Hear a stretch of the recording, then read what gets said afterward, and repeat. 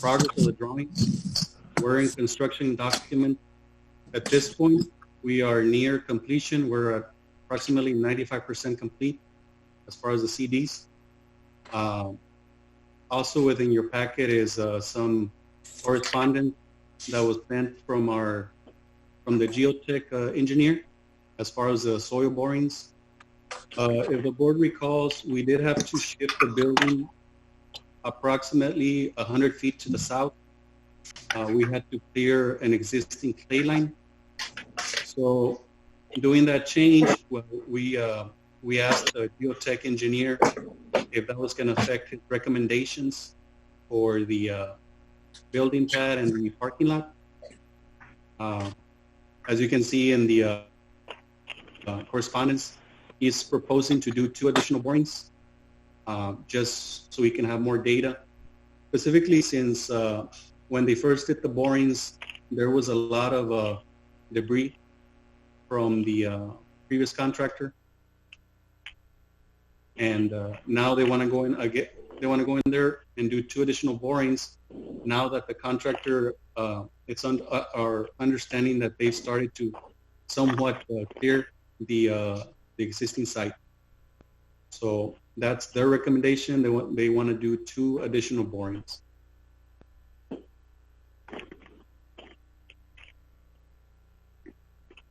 So Raymond, let me ask you a question.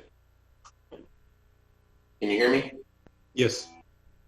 So is all the disciplines under you, or you only have the structural and MEP? Under our contract, yes, we only have structural and MEP. So the civil is independently through the city, and have you guys been coordinating everything in regards to the infrastructure, to the building, any exterior improvements that need to be made? Or are they correlating with your architectural site plans and his civil drawings? Yes, correct. Even though they're consultants hired by the city directly, we have been in coordination with them. Okay, so we have everything that you have everything that the civil engineer has completed. You have it as part of your contract documents, correct? Yes, we have the same information and the same backgrounds because we've been sharing backgrounds and we've been coordinating as certain items arise. Okay, so the moving of the building and the parking lot and all that, they have all that as well? Yes, they have updated plans as well. Yes, correct. Okay, because what I just don't want happening is that during construction it comes back that says, hey, well, the site plan on the architectural and the civil drawings don't match, so therefore we're going to need a change order because we didn't include it, or so on and so forth. I just want to eliminate that possibility. So if you and the civil can just get together one more time before the 100% CDs are completed, that would make me feel a lot better. Gilbert, I'll answer that one. We also have to go before the city with the full CDs so they can do a final review before we go out for bids. And what they'll do is if everything's fine, they'll give us a letter. So once a contractor gets on board, then he can use that letter to expedite getting the permit. But so there is going to be one more city review. They did have comments on the initial review to the civil simply because of that. The backgrounds weren't up to date, but since then, all that's been updated and it's up to date. So we're thinking next week we should be trying to schedule with the city to do that final review, depending on how their schedule is with the virus. Okay. All right. Appreciate it, Rick. Thank you. Any other questions, gentlemen? Questions, discussion?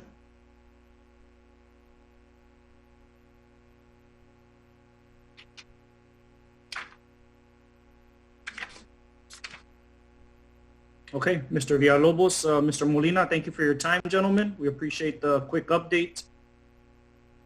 Okay, thank you. Okay, we'll go on to number 7, presentation and update possible act. There was no action on that last item, right, Ron? Possible action, but it didn't seem like there was any recommended action. Okay, thank you. Number 7, presentation updates and possible action on the North Park project. So I believe we have SDI Engineering. Mr. Posadas, are you on the phone? Yes, sir, I am. Okay, go ahead and proceed, please. Okay, good afternoon. This is Isael Posadas with SDI Engineering. What you have, I believe you guys have a short summary of the project in your packet.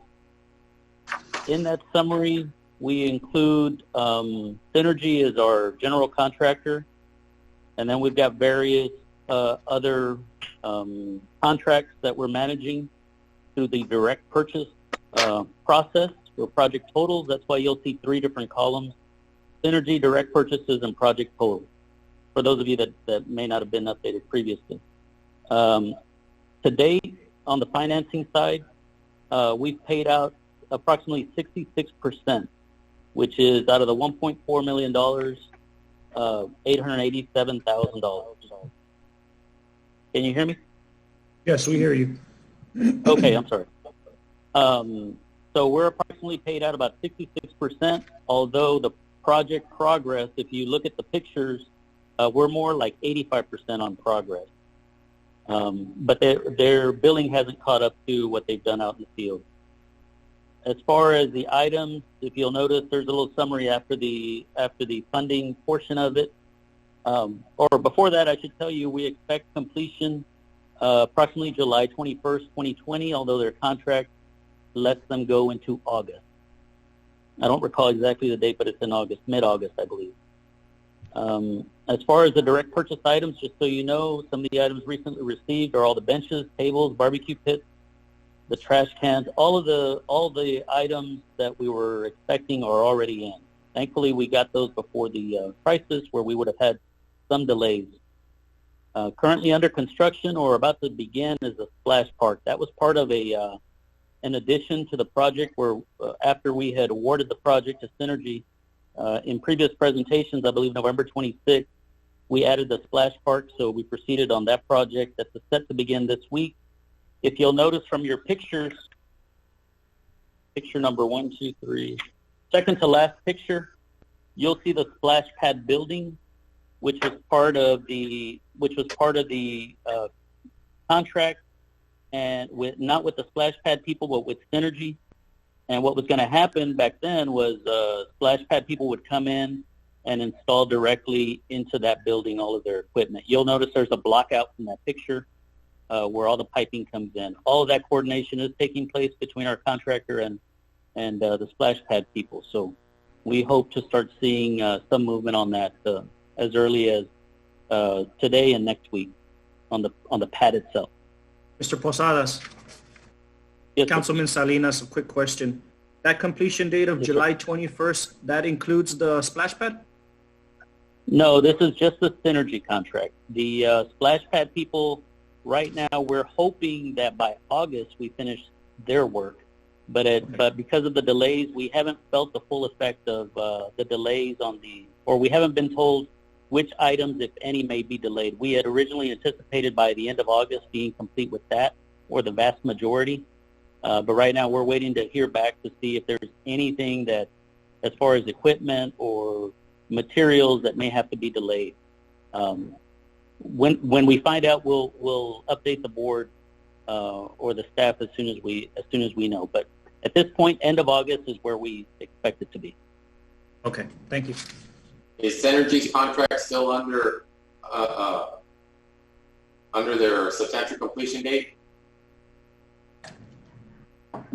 The Synergy contract completion date is in August, mid-August, I believe. So they're ahead of schedule? Yes, sir.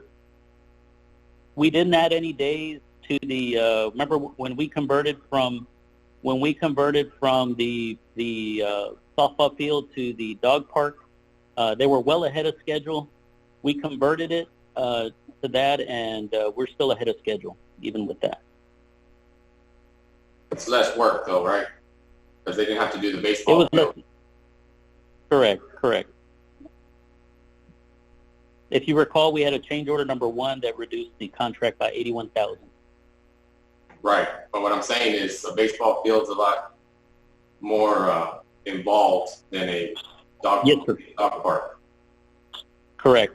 Yes, sir.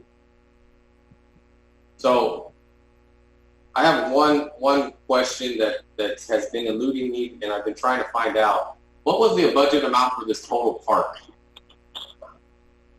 For the entire park? The original. Okay, sorry. When they finally approved the construction documents for you to go out for bid, what was the budgeted amount that you provided the board for that project, for those construction documents? What was the budgeted amount? I believe the entire amount, the number that we've always known, was told to us of $1.8 million. 1 point what? 1.8. 1.8. Is that including design fees, testing, everything, or was that just construction? Yes. That was everything. I believe that was everything. That's what we've been working off of. So that's everything. That's what the original budget, everything we've ever worked on, we've always tried to work with that goal in mind right there. Okay, thank you. Yes, sir.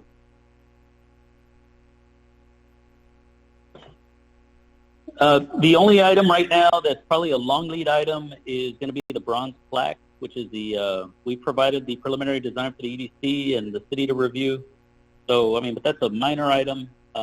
It's just getting the names and getting that final approval. We do believe we'll have the park done before the plaque is in, but hopefully by then it will have been ordered. At this point, we are. If you look at the pictures, at the aerial photograph, you'll note the items that are in. We're very happy with the work. There hadn't been any major hiccups. You'll notice one of the big coordination things that we did have to do was with the irrigation district and the gas company, having to do with the sidewalk installation along the frontage. But that did get taken care of, and again, that didn't delay us as much as I thought we'd be delayed, which is what I informed the board in previous presentations. So we were able to get past that. They're not going to hydromulch, so they're not going to do any of the final hydromulching until, of course, all the stuff is done, and we no longer have to be out there and on the site. So that'll be the last one of the last items. Hopefully, beginning of July, we'll get all the work done around the area, the final grading, which, by the way, currently I think the grading is probably 95% done. They'll have to do some cleanup because of some of the rains, and as you'll notice from the pictures, truck traffic, but nothing major. So again, we are ahead of schedule, and we don't anticipate that changing.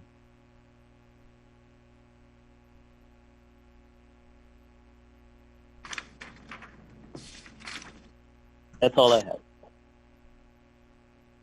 Any questions, gentlemen, for Mr. Posadas? Okay, Mr. Posadas, thank you for your time, sir. We appreciate the update. Continue the work. Thank you, Councilman. Appreciate it. Thank you. Sir. Okay, gentlemen, we'll go on to the next item. There was no action on that either. We have number 8, presentation of monthly financial reports by Mr. Chris Virial, our CPA. Hello, everyone. I believe everyone has a report in front of them. Can everyone hear me? Yes. Okay. We hear you. So the report that you should have in front of you is for the period ended February 29, 2020. And we have our primary report, and then we have a supplementary report in the packet. So the primary report is a statement of cash receipts, disbursements, and cash balances for the unrestricted cash account. So basically, we're going to have an overview of what goes in the operating account and what goes out. Receipts and disbursement. So within the primary report, it's divided by month for the fiscal year ending 2020. And you should see numbers in October, November, December, January, and February. And, the first line is going to be the half-cent sales tax revenue. One thing I want to point out there is that in February we collected $673,000. That's probably a number that I haven't seen in quite some time since I've been working on these financials. So that's a great improvement there. Now, we don't know what March is going to come to like, so because of all the COVID-19, so we'll see what happens there. But, February was pretty good. If you go to the very far right, you'll see year-to-date actual. If we could just talk about year-to-date actual, that'd be great since I haven't been here for the other months. You'll see that total cash receipts for year-to-date are $2,869,138, and we have an annual budget of $7,496,000. So we are 38% to budget. And then the next section is cash disbursements, money that we spent.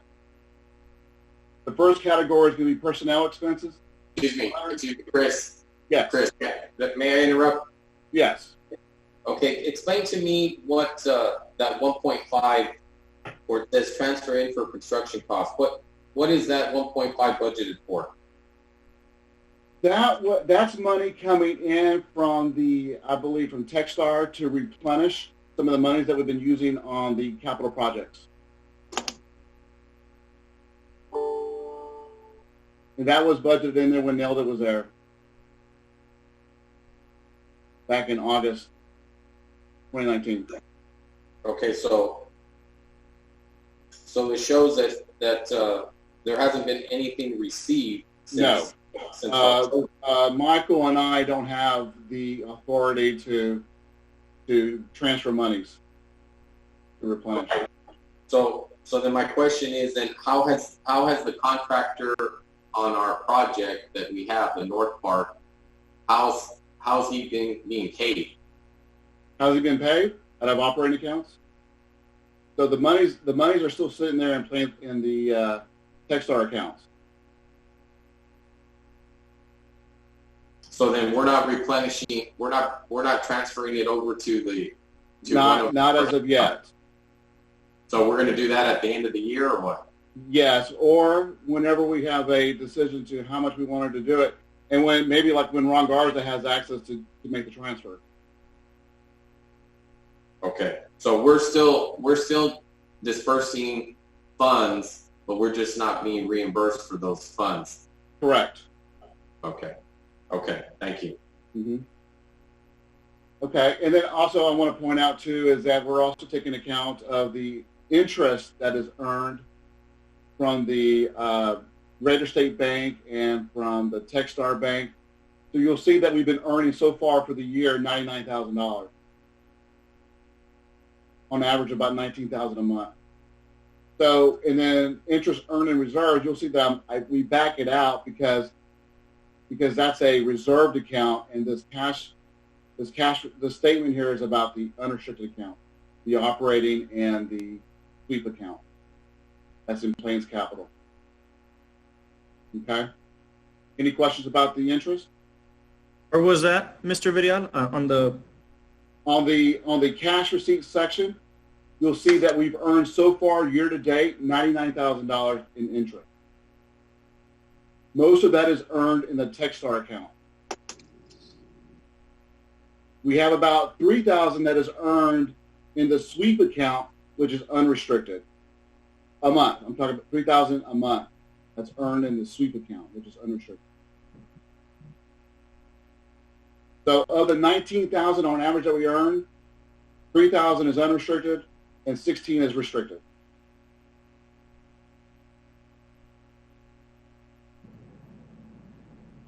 Okay. Any questions about the interest? And also year to date, we've collected $47,000 in lease payment. So that kind of gives you a nutshell of what we've earned so far on cash receipt. On the next section, cash disbursements, our first category is personnel expenses.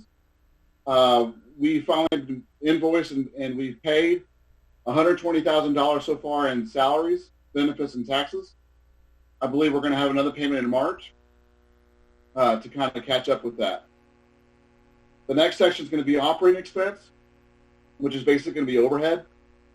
You'll see like board expenses, communications, telephone, membership dues, and copy expense. That's in a nutshell what overhead is.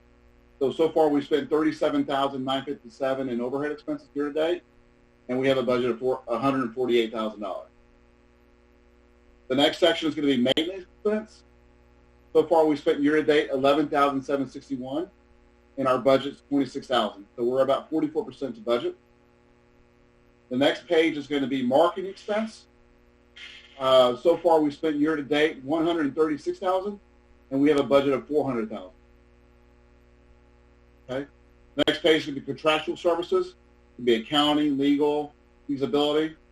So far we spent $218,000, and we have a budget of $740,000. The next section is going to be developmental expenditures.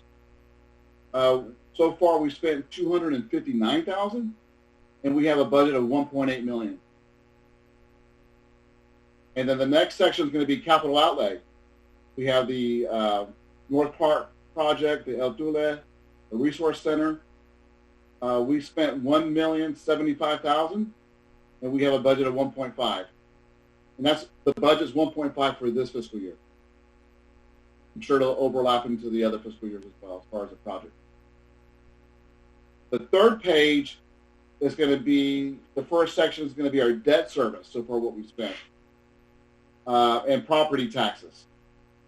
So we spent $98,911 in property taxes, and we only budgeted $80,000. So that'll probably be revised later. Just one moment, my computer just, okay, here we go. And debt service. In January, we made our first payment to the 2019 bond. We overpaid, and we got reimbursed $33,000 in February. And then also in February, we spent principal and interest on the Ebony bond and the Parks and Rec bond, and also the Santana bond, and also the Arena bond shortage. So overall, year to date, we spent $2 million, roughly $2 million in debt service, and we have a budget of $3 million. So in August, a lot of that's just going to be interest only. Okay? In August.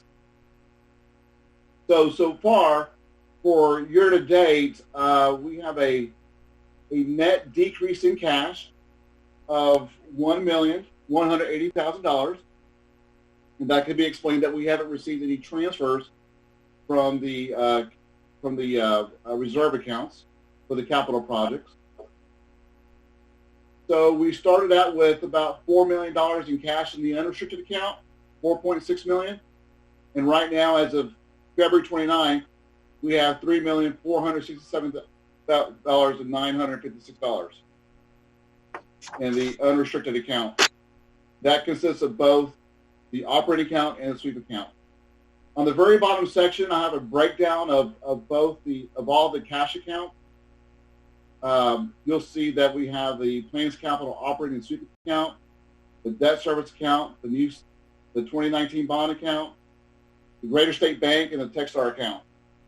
So you'll see in the Techstar accounts, we have about over $10 million in the Techstar accounts that are earning that interest.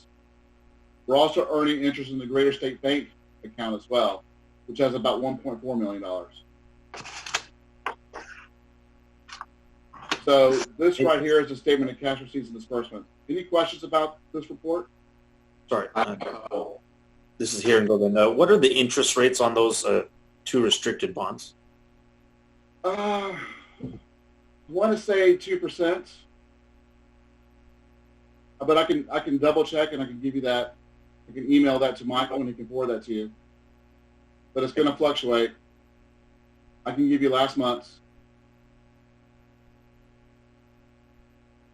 Fair enough. Okay, I have some question, Chris, on the going back to the personnel expenses. Yes. That 119.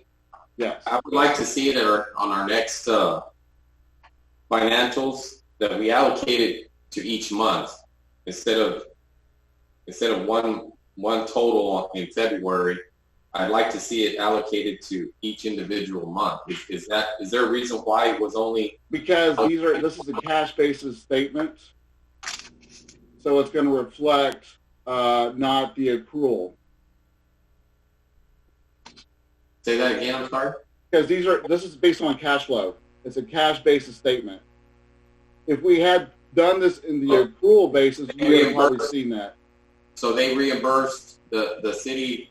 Yes. This past month or what? Yes, all of it in this one little nugget. They don't reimburse per month. It hasn't been that way in the last few months. Hey, Michael, do you have can you explain a reason? Yeah, we in the beginning after Nelda left, since then and the change into the checking system, we weren't receiving monthly invoices for it. So then I went back, and as we're going through paperwork with Chris, he brought up payroll. So we got with finance, we said we need to get all our and catch up. So they gave us our statements, we caught up, and now we're on a month-to-month, the way it's supposed to be, the way Councilman Enriquez is asking us to do it. So from here on in, it will be on a month-to-month that it should show. Okay, thank you. So my next question has to do with the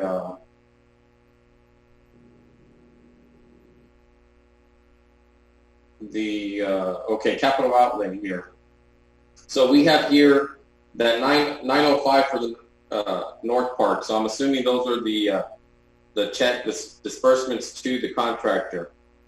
That's correct. Okay, so I see that the annual budget, that it was only budgeted for 500. Who decided on these budget amounts? Like who made these budget amounts to where they were? Because that's a big difference. I mean, that was approved back in August of 2019. Right, but the project has been going on since when has the project started? When did the project start, Mike? Do you know?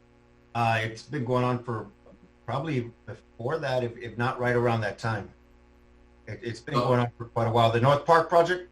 That's correct. I feel better looking it up, but it has been going on quite a while. So my point is that it would have been completed within this fiscal period. So that's why I don't know why they wouldn't have the whole amount of the contract budgeted for that period, for that whole year. You see what I'm saying? Let's say the project started in October, and it was a 9-month project. Well, it's within our fiscal year, so you would think you would budget the whole amount of the project, the contract amount, so there wouldn't be an overage on the budget. You see what I'm saying, Chris? Yes. I think we are due for an amended budget. We haven't had one this fiscal year yet. Right, but what I'm saying is why was that not taken into consideration at the time of the budget process? Is what my question is. I was not involved in the budget creation.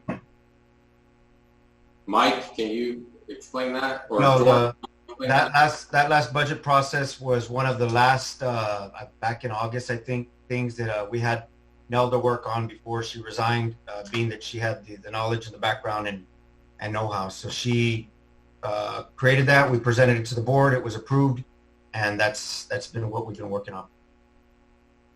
Normally, she says they do have several budget amendments as we go, but or she says sometimes it's best to wait till the end, getting towards the end of the fiscal year, and we create the budget amendments as needed. Was her last advice. Mr. Garza. Yes, sir. I would like to see if we could amend our annual budget to reflect that total, because it doesn't look good when we're at 181% of our budget. And we're only 4 months into the fiscal year. Can I ask Michael? So when was that final budget that was done? What month was that? I want to say that was August of last year. Okay, and we'll confirm it. It's just for my context. But yes, Councilman, I see that. You understand what I'm saying, right? It doesn't look good when it shows 181% over your annual budget. I mean that raises a red flag to people that, hey, you didn't budget enough and you're spending all this money, not knowing not knowing the background that we're going to have to do an amendment and all that kind of stuff. You see what I'm saying? Well, there's a few other places where we could do some house cleaning on the budget as well. And that wouldn't be the only one. If I could ask Mr. Varela, and there would be no reason to go ahead and populate the entire allocated budget, even though it's going to cross over fiscal years, right? There would be no reason to allocate the entire budget. Can you rephrase that question again? Yeah. So there would be nothing to restrict us from allocating the entire budget, even though it's going to cross fiscal years. Not at all. It's a board decision. Okay. Councilman Enriquez, I think the way I would prefer to see it is that whatever's allocated and approved by the board to a certain project, we go ahead and populate the entire allocated budget, even if it crosses fiscal years, just so that as you go from year to year, you still monitor the percentage of allocation. Correct. And we could do maybe a workshop on the budget and we discuss further on that. Yeah, we can do some history in terms of verifying what was approved by the board in terms of a total budget. Go ahead and populate those numbers in and get an accurate percentage of where we're at to date of that budget. Yeah, and also you can see that on the capital outlay, there's also a purchase of property, which was not budgeted either, for $139,000 in February. Yeah, I see that. Right. And that's something that can also be cleaned up during the amendment. Yes. We'll need to also consider maybe the interest earned, and then also maybe even the sales tax, considering COVID-19. But we'll see how that goes in actuality throughout the next coming month. So any other questions on the statement of cash receipts and disbursements?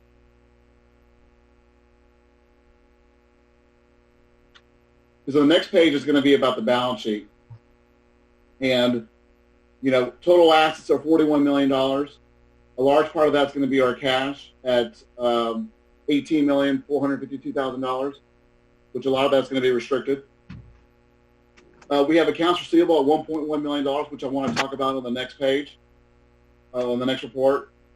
And obviously we have the Santana note receivable at about $13 million. And then we have an allowance for uncollectible on that Santana of $300,000. And that was an adjustment by the last auditor. And then the next page is going to be our liabilities. I adjusted the current liabilities to reflect the principal that's going to be paid within the next 12 months. And also our long-term liability is going to be at $26 million. You'll see Ebony is finally less than $1 million, so that's good news. The next page is going to be the accounts receivable aging summary schedule. So we have a overview. Chris, yes. Can I have some questions on the Sure. the balance sheet? Sure. Okay, so just so I can understand, all of the bank accounts that we have, when we sold the bond, did we specifically we opened up an account specifically for that bond? Yes, the Techstar. Okay, so if you would please, on the next presentation, where you have all these accounts, if you can say, like for instance, the 1020 Techstar 2019 construction account, if you can also put there what bond that was, and the one above that as well, the ones that were bond monies, and those are the accounts that we deposited those funds in. Could you put in parentheses the bond number and the year, or the year that the bond was issued, just so Okay. we in the public can know, which bond accounts are there and how much is still available out of those Okay. bonds. So right now we have Techstar 2019 construction account. So Techstar 2019 reflects the year that we received. So change construction account to reflect maybe the capital project, or what would you want to do there? Yeah, just the bond, the way the bond was issued. Okay, got it. There's a name on the bond when it's Got issued. it, on the bond report. I got it. Okay, we'll do that. And even for the other ones that are up there as well. Sure. We'll do that. Okay. Just so it'll be easier for us to know how much of those bond proceeds are still left.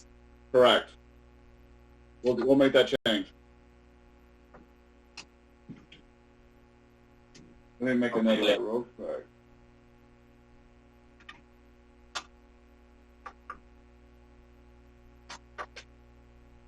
Okay, so on the next page is a snapshot of our accounts receivable aging schedule, and you'll see who owes us money on the leases and on the Santana. Now, obviously, Santana owes us a principal amount, and if Aaron remembers this, that we was it 2018, Aaron, that we refinanced the two notes, the $5 million note and the $10 million note. Well, Yeah, they haven't really paid us since then. Right, you're talking about when they refinanced? Yes. Yeah. Yes, we created those new amortization schedules. Yes. Yes, and they haven't paid us since then. So what you see here on Santana Textiles, Santana 10 and Santana 5, those represent the two different bonds or the two different notes. And if you look to the very far right, the total, $665,000 and $303,000, well, that's the interest accrued from the date that we refinance. Okay? And then the $89,000 is late fees, $4,337 each month that they're late. So then, Chris, the 665 and the 303, all that is interest? Interest Yes. only? Yeah. All that is interest. Have they been paying off the principal? Nothing. So not only do they owe that $968,000 of interest, but they also owe the principal. Yes, of course. Yes. Damn. Well, I'm not supposed to say that. Yeah, just keep in mind that, when you look at the balance sheet, going back to other assets, the 9.4 plus that comes out to about $13.6 million, and so that's a considerable amount of the total assets to factor into. So, and that's, of course, and we're taking account for the interest too, so we don't want to forget about that. So the auditor may come in here, and the audit we have going on now, they may want to adjust the uncollectible. Is that if you go back to the other assets, allowance for uncollectibles, $300,000, I wouldn't doubt if they kind of raise that number up. Yeah, I agree. I think you need to. So it'll be an adjustment to our books. Okay. Any other questions about the financials?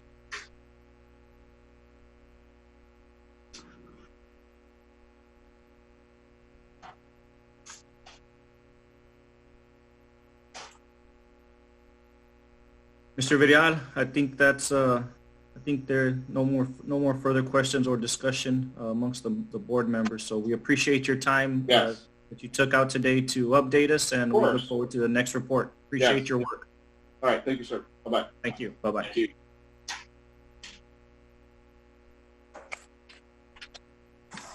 Ron, Yes, sir.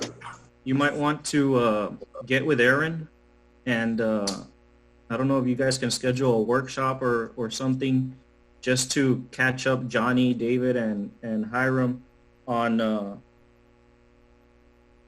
these things, on this debt stuff. That way they can know what's going on with Santana and all that stuff. Mike, you can catch them up also. Let them know what's going on with the liabilities, the Ebony Hills, the Parks and Rec, and the and all the debt stuff, the debt service the Santana, the Arena bond, all those 4 bonds, the Ebony Hills, Parks and Rec, Santana, and the Arena. Let them know what's going on, and Aaron, you're gonna have to show them all the background on that. You're the one that's been here through all the different boards, and you know all this stuff. That way you can catch these guys up, because every meeting we get drilled by Miss Fern, and she's always about the Arena and our tax money and this and that and this and that, and they don't know. Our 3 new members don't know that we've looked at these contracts over and over and over. We've had different firms look through them. We've had different accountants. There's no way out. We've already exhausted all our avenues, but these guys need to be caught up so they can understand all that. That way, when they get calls on it, they can have a response. You know what I mean? So just look into that. I know me and Gilbert already kind of know pretty much what's going on, and I know in order to have a meeting with 3 members, you're going to have to post it and stuff. But see what you guys can do just to catch up our 3 new board members, so they can have some answers for the public when they get nailed with stuff like that. Okay. As part of the previous director, Councilman, I think it may help if we do those adjustments to clean up the budget prior to us kind of posting and getting approval for an amendment, and then we can kind of put that all in the same context. But, Okay. So that we can give them and myself the history with the correct numbers.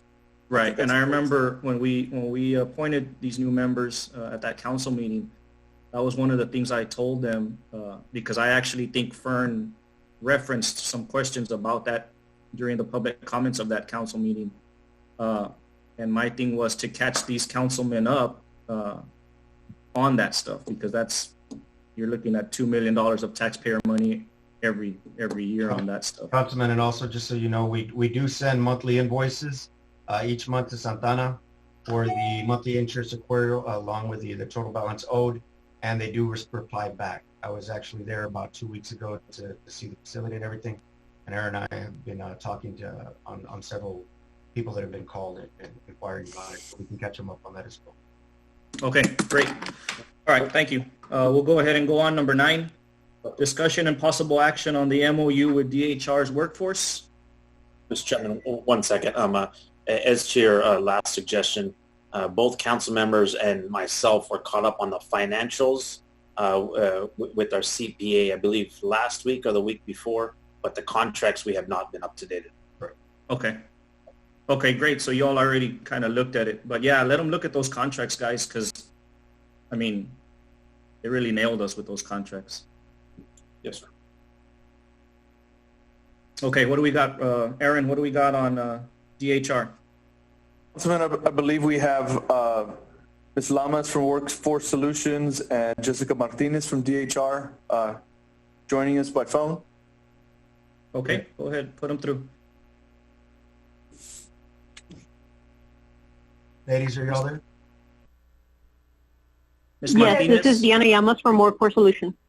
And this is Jessica Martinez from DHR. Ladies, thank you for joining us. We can hear you. Go ahead. You have the floor. Councilman, if I may, I asked the ladies to join us. We've been working on a project for a little over a year now. There was an MOU that we had.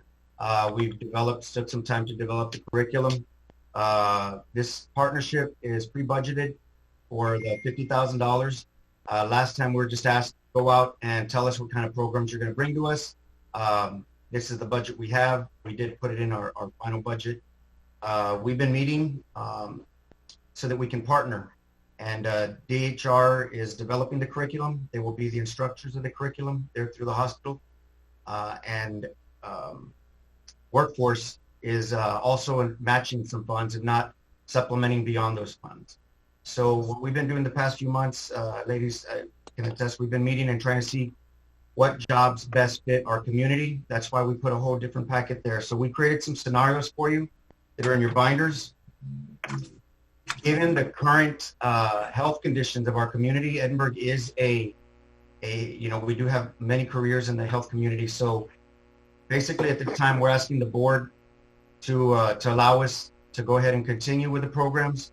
We plan on sitting down, re-meeting, and seeing how we can best amend the needs of our current community health conditions for some of these programs. Ladies, I don't know if y'all have anything. So let me ask a question, Mike. Yes, sir.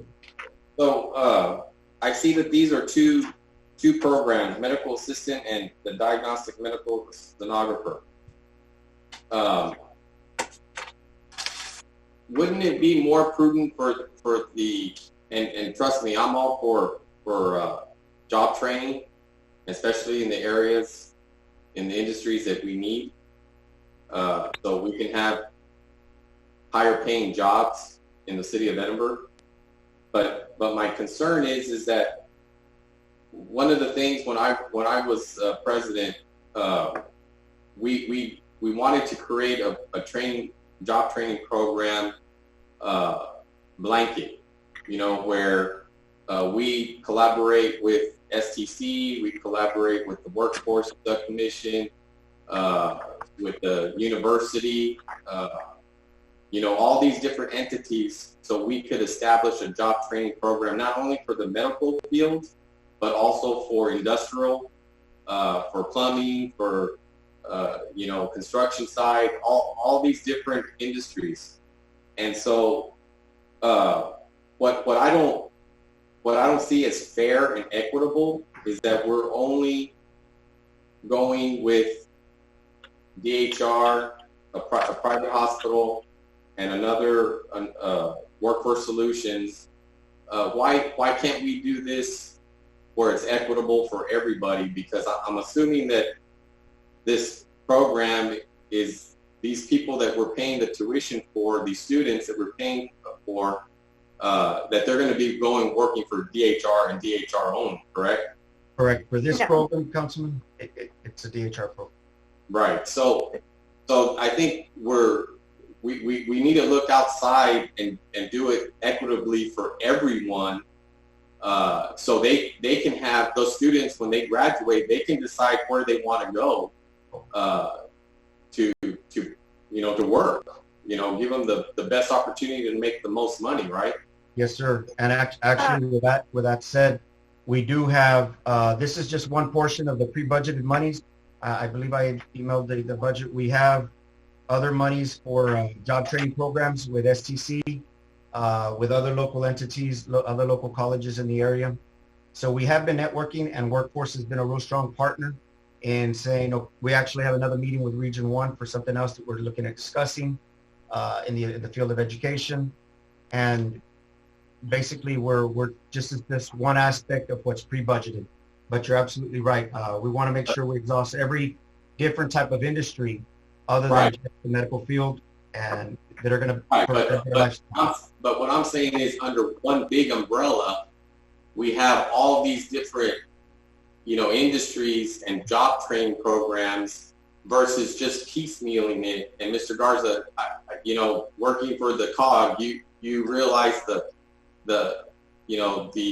advantages of having one big umbrella and having different programs under that umbrella, so you don't have to reinvent the wheel every single time. To me, it's more efficient if you have one program and then all these different departments, so to speak, under that job training program or workforce program, whichever you want to call it, versus having one agreement over here, another agreement over here, another agreement over here. I mean, to me, that defeats the whole purpose. You're not collaborating with all the industries and all the resources that are out there. I just feel that we would be doing our citizens and a disservice if we wouldn't think bigger and instead of just doing piecemeal, one program here, one program there, that kind of thing. But again, that's just my thoughts. Councilman. Councilman, this is Jessica Martinez from DHR. So I just wanted to elaborate a little bit. I know it sounds like one of your concerns is that the students who would graduate from this program would be tied to working for DHR, but that is not the case. So of course, that would benefit the hospital, right? Because we do have staffing needs, right? But The purpose of this program and the purpose of the Health Science Institute at Renaissance is not to benefit DHR, but to benefit the community, right? So we just wanted to give people in the area another opportunity to go through these courses at a lower cost, or having their tuition paid for, of course. And so no student is tied or enticed to work for DHR. They could work anywhere that they wanted to. It's just they would be going through the program at our HSIR Institute. Right. So they're not tied to or forced to work at DHR. I just wanted to add that in there. I know, I mean, maybe they would apply because they're already here, but they are free to work at any clinic, hospital, or any other facility that they choose. Right, Ms. Martinez, I could appreciate your comments, but according to the information that has been provided to us, you're basically referring your employees that are working there currently with you to this program. Am I not correct? So enrollment is open to anyone and everyone. We've seen that for a couple of these programs, the majority of the applicants are internal applicants calling. So for example, we'll have some of our EVS staff calling to inquire about these programs, but we do have outside applicants as well. And there's no limitations on outside applicants, or there's no preference to internal applicants. So it is open to everyone in the community. And that's where, sorry, Coach. That's where workforce plays a big part, Councilman. They help us recruit Edinburg residents or residents that work in Edinburg that aren't tied to that entity, but they can benefit from the program. Okay, so then on this page that was provided, it says deferred DHR and workforce solutions, and then for the medical assistant, and then for the diagnostic medical sonographer, it says DHR. So then that isn't the case. That's not what's happening there. Correct. I'm sorry, I don't know which sheet you're looking at. I don't have that, but as I mentioned, the enrollment is open to everyone, and I think what may have happened was, Mike, did you put that together by any chance? No, it was something that we worked for with separately with Workforce, Councilman. In other words, referred by DHR, EDC, and Workforce Solutions, just using all three of our entities together to help recruit and get as many applicants as we can, so that then we can fill the slots together between all three entities.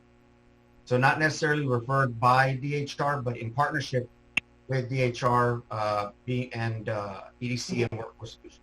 I apologize for the one where it says it's only DHR, but all three entities have to have a, we've been working real well together in trying to get the process moving. So we would work together in filling the slots.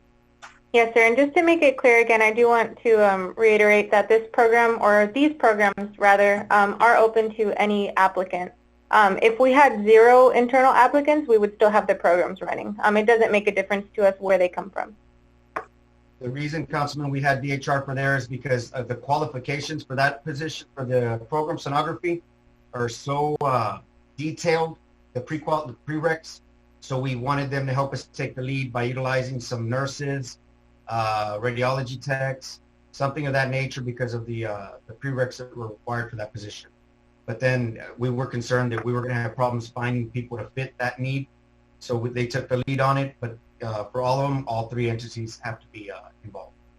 Okay, so Ron, just FYI, so I would like to at least table this until you can look at it and review it a little more in detail, because the other aspect that I want to let my fellow colleagues know is that the school district in Edinburg, they're planning on doing a career technology building that's going to encompass all these different certification and programs, and a lot of them are going to be in the medical field.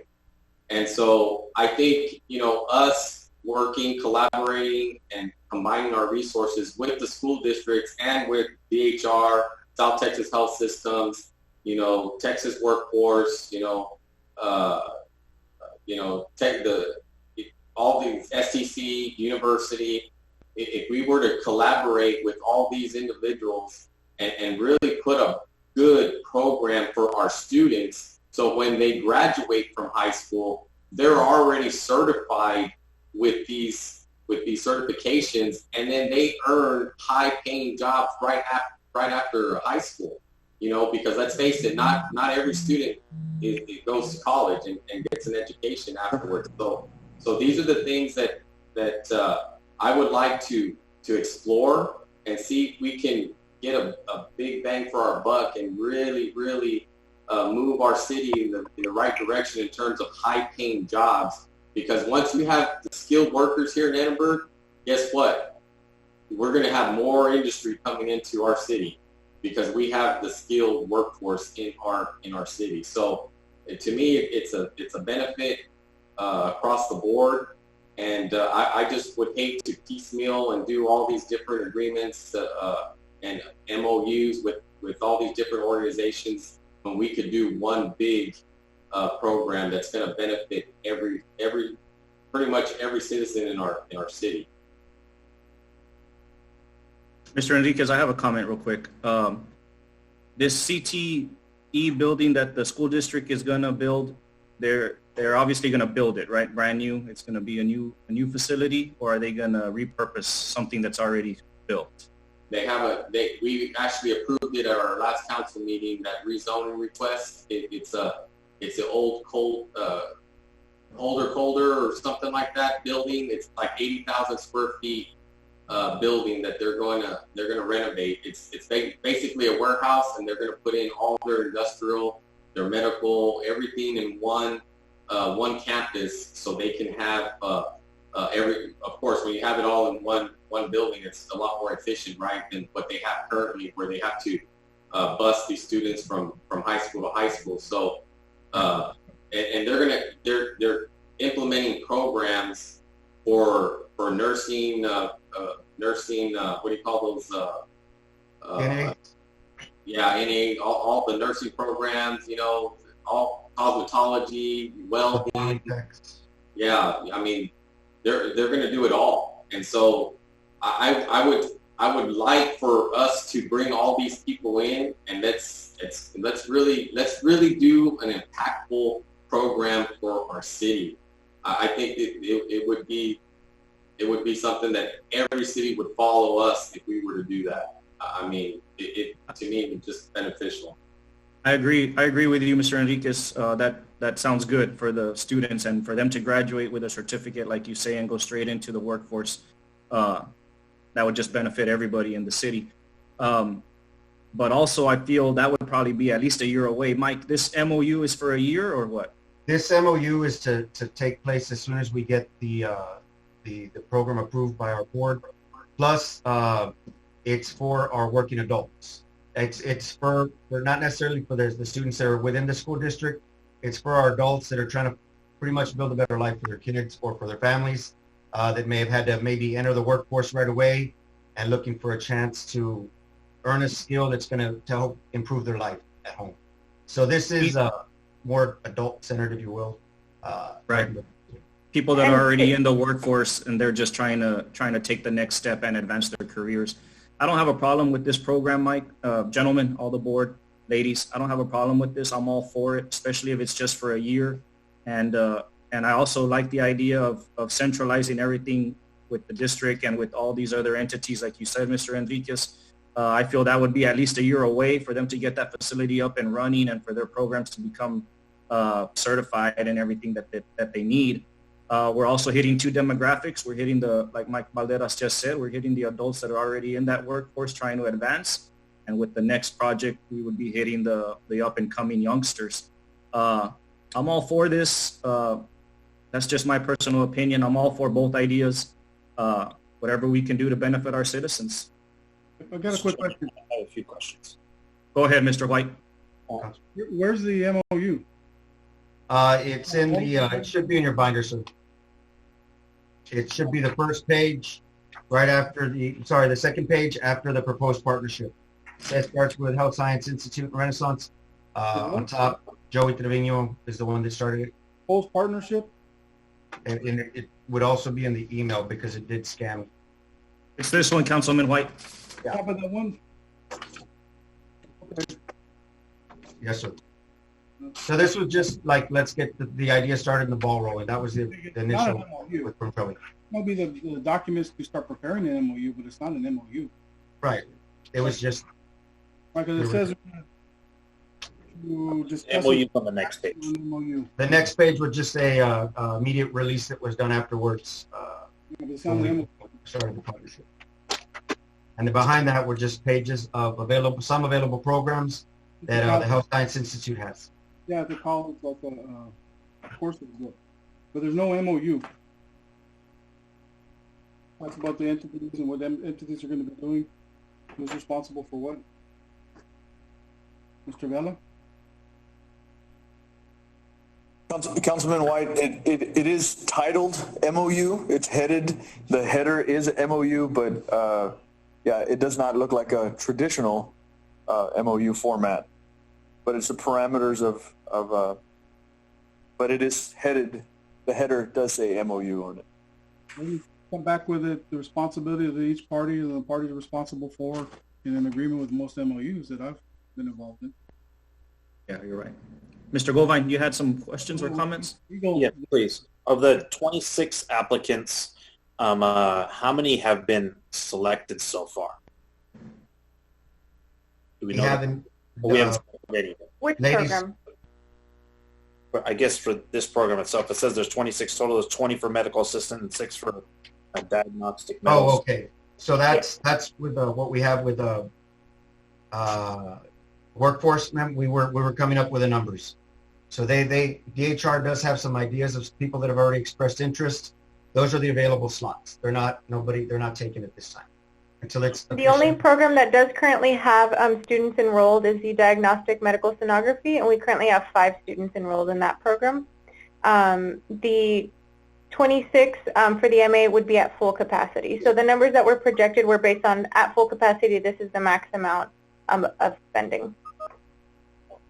And then I understand that they don't have to work at DHR, but at the end of it, is there a restriction for them to choose a position at least within the city limit of Edinburg? No. From DHR's perspective, no. I can't speak for workforce or EEDC, but from DHR's perspective, there's no restriction at all. They just graduate from the program, and I mean, that's it as far as we know. From Workforce Solutions, there's no restriction. All that matters to us is that they get employed. Would it be an issue if we put that kind of restriction in with EDC giving the funds and us wanting to better our citizens in our city and help, repay tax funds and et cetera, and help our Edinburgh businesses out? Could we put that in there? From my perspective, the only issue I could see potentially would be that you would be limiting the residents to DHR, Edinburg, and any surrounding clinics. You would restrict them from possibly going to McAllen Medical or any other clinics that are in the McAllen area. That's the only thing that I could see from my end. But from my understanding, there was a restriction on who the funds could go to, so they had to be an Edinburg resident, but not necessarily work and live in Edinburg, correct? One time, for one of the past programs we've done, it was work and live in Edinburg for some of the certification programs. Aaron, would that be a legal problem, putting that restriction in there? I don't think so, but I'd like to look into it a little bit more, only because of the funding that would come in from the other parties, and it wouldn't be our concern. It would be like Workforce Solutions, for example. But we could put any restrictions we want on where we want our funds to go, whether it be the particular students that are from Edinburgh and working in Edinburgh and live in Edinburgh, or whatever they may be. Whatever we're doing, I don't see an issue with us putting our own qualifications on there. The concern I would have would be any of the partners, so to speak, and their funding and what restrictions or concerns they might have. Maybe we could even spread it out to a certain number from each high school or something like that, and then even include like our IDEA school and our Vanguard Academy, and kind of spread it all over Edinburgh and not just ECISD kids. We do have other school districts in Edinburgh. Well, that's where the program with STC, the university, putting it all under one umbrella. I'm not saying just limited to students from ECISD. I'm talking all the citizens of Edinburgh being a part of this program, either through the ECISD, through STC, through university, through the workforce commission, all those entities. I mean, it's we're not limiting it just to the students, or at least I'm not Right. limiting it to students. And Okay. the Aaron, I'm sorry. Go ahead, Gilbert. The other question that I have is, so looking at that MOU, it has here at the bottom, students will be required to purchase textbooks from the program listed provided by HSIR for the PCT program. So the tuition of $4,800 per student, that doesn't take into account any textbooks at all? That's No. these fees? Actually, in our last meeting with Workforce, basically can use their funds on certain things like curriculum at times. Correct me if I'm wrong, ma'am. And then if we put them both together, we put the both piggies together, then our monies can cover stuff like what their specific grant doesn't cover. So we can cover those books. We're trying to get the students covered as much as possible. Okay, so that $3,400 of tuition, who is that payable to? DHR, That would be payable to HSIR, the DHR HSIR. So we're paying you to certify your existing employees? I'm sorry. I'm not quite understanding. No, not necessarily to certify their existing employees, and correct me if I'm wrong, sir. It's being that they're their own learning center there, we're paying them for the tuition. So they hire the doctors, the nurses to help teach the courses that are needed. So this covers the tuition costs from DHR Learning.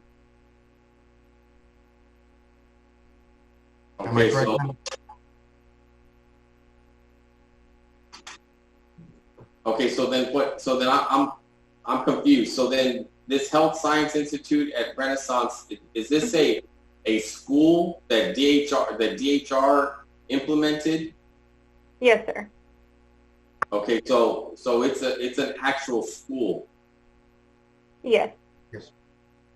Okay, so we're paying the tuition for these students that are coming to you from all parts of the valley, I'm assuming, right? Not just Edinburg, but for everybody. But you're saying that the residents from Edinburg, we would be paying just for those students, not anybody from McAllen or Farr or Mission or any of those other cities.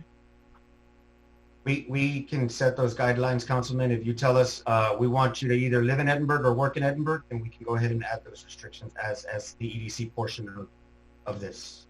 Yeah, I think we definitely need to do that. We did that previously in the certifications for CompTIA certifications and the other certifications that were approved about a year ago this time. We added those type of restrictions.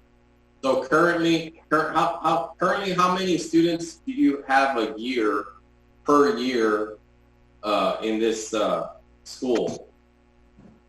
So this is the first year that we'll have all of the programs running. So the only program we have running right now, like I mentioned earlier, is the Diagnostic Medical Sonography program, and we have 5 students currently enrolled. Our phlebotomy and MA programs are scheduled to start in September of this year. Due to the recent events with COVID-19, DHR is prepared to offer these courses all online for the students, so they can still start at that at the appropriate time. What is that start time, ma'am? I can get you the exact date if you give me a second to look it up here. Yeah, I got a question. When you guys can help. On the, it talks about a medical assistance and a diagnostic margin. But then you look at the so-called, and I'm in favor of this, I'll tell you right now. But then you look at the so-called MOU, and it just talks about medical assistant technology. Correct, Councilman. We started with that, and we've been meeting throughout the year. We started with that MOU, and we've transitioned to the different needs of the community as to, okay, we no longer need that. Right now, the biggest shortage is in this. They've had a big shortage in like the phlebotomy techs, CNAs, medical assistants. That goes back to what I'm trying to say. There is no MOU. Yeah, there's a lot of things that we need to clean up. I think we're all on board. I think we all agree that this is a good program. But there's just a lot of, and I know Mr. Garza, Mr. Vela, you all have been taking notes. I've been watching you guys. I know David, Councilman White, Mr. Enriquez, Hiram, myself, we all have legitimate concerns that we'd like to clean up before we go ahead and proceed with this. So I'm just going to go ahead and make a motion to table this item until we get it cleaned up. Hey, real quick, can we discuss a little bit more? Okay, we got to the table. Go ahead, David. No, I was thinking, to be honest with you, I'd like to even go further until the school district builds something. But I mean, if you go through their catalog, they've got a bunch of good stuff that's probably great for all of our residents. But it'd have to be an Edinburg resident that we're going to pay for. I don't know if we can expand. I'd like to expand it. What I'm trying to say is into some of these other courses they have involved that they're working in the medical field. Why not? Why limit it to two? We can help with workforce to our community in general. Like yeah, we agree, and that's other things that we can look at. Ms. Martinez, did you get a start time on that? Yes, sir. So the start date for fall would be September. Oh God.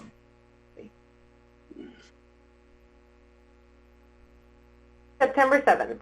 Okay, and in order for them to start on September 7th, they would have to be registered by what day? What's the deadline for the registration? The last week of August.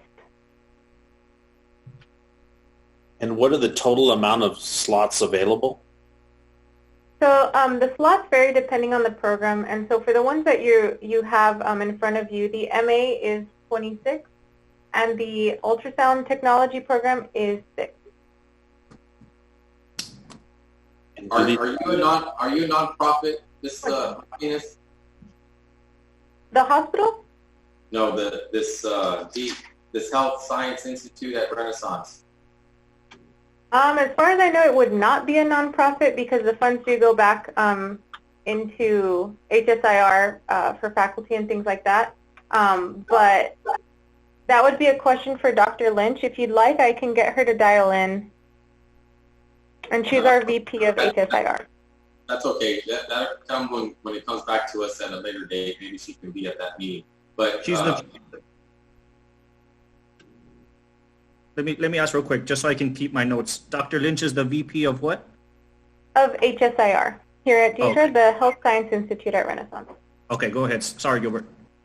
Okay, it was just going to be one last comment that I want to let my fellow colleagues here on the board know, and then Mr. Garza, that let's say that this goes through and we approve this. Just remember that there are a lot of other nonprofit programs out there that once they see that this was approved, they're going to come and ask for the same thing. And just be aware that once you open up one, and I'm all about equity, and I've said this from day one, if you're going to do it for one, you need to do it for all. And so that's why my opinion is you put it all under one umbrella, so you encompass everything, and you work collaboratively with all these nonprofits like the school district, the STC, the university, the Texas Workforce Commission. I mean, all these entities, you work with them, and you will encompass everybody versus doing these different programs. Because I can tell you, you're going to have the Vitas, you're going to have all these other nonprofits come and do job training, come to us and ask for money. So I'm just putting that out there for y'all's consideration.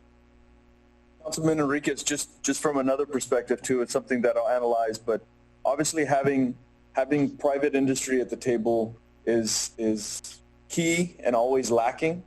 So the difference here is that with DHR running their institute, we actually want to create a pipeline to see not so much, I don't know how much they can go in terms of guarantee employment, but the connection to DHR gives them a kind of a fast track to that. So that would separate the difference between all other nonprofits, that if we create that direct pipeline to ensure that not only do you get trained, but obviously you get a job immediately afterwards, that'd be the difference. So if we could structure in a way that we'd have positional power there, then obviously we're only doing this so people could get higher wage and higher quality of life. So we can do that. It would help. Right, I agree. But what I'm saying is that you do this program under all these in the public sector. You provide these programs and these certifications, and then the pipeline is the actual private industry. You're going to get those kids that come, the kids or the adults that come out of that program, and you're going to have a straight pipeline to that industry, regardless of what industry. It could be DHR, it could be, Siemens, it could be Crane, it could be all these different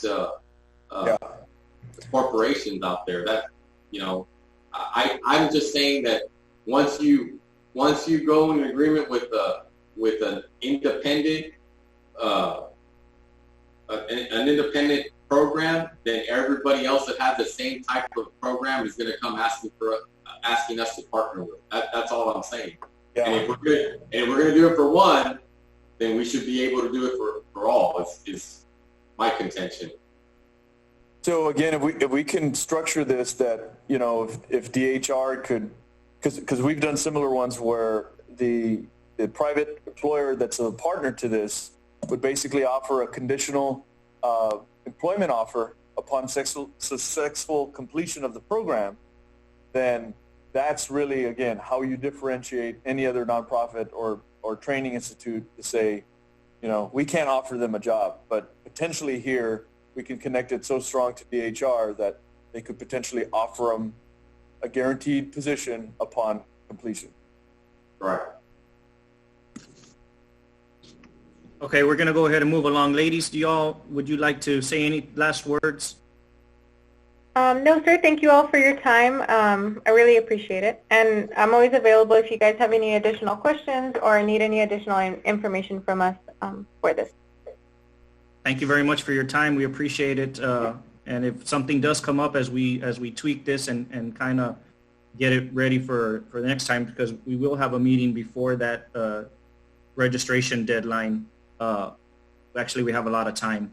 But we're going to try to push it once we clean it up, and we'll be in touch with you. Thank you, ladies. Yes, sir. Thank you very much. Thank you. Okay, gentlemen. President Salinas. Yes, sir. Real quick, just based on what I'm reading within the binder, it shows that the MOU was already signed between the EDC and the DHR. But going back with what Gilbert is saying, according to the press release, it says that it is only for current residents of Edinburg and who are employed with DHR. And then it even quotes you saying that it allows individuals from Edinburg who work at DHR as CNAs to become certified as patient care technicians in 32 weeks. So it's misleading, making it seem that it's only for employees of DHR.